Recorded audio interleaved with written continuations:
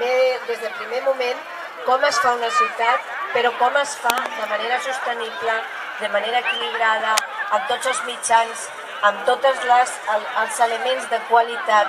Que es vam posar una fita que era mostrar aquesta part del nostre territori a la ciutadania. Sabeu que molts de vosaltres hi havíeu segurament gaudit de visites guiades a tot el que s'estava fent.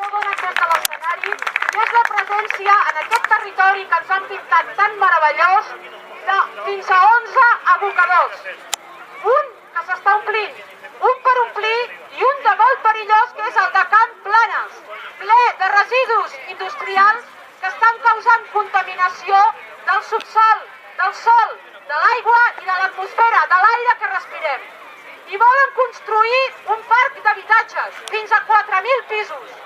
I nosaltres diem des de la plataforma Cerdanyola sense abocadors que no es pot fer res fins que no es descontamini, com s'ha descontaminat altres abocadors idèntics o pitjors que aquests.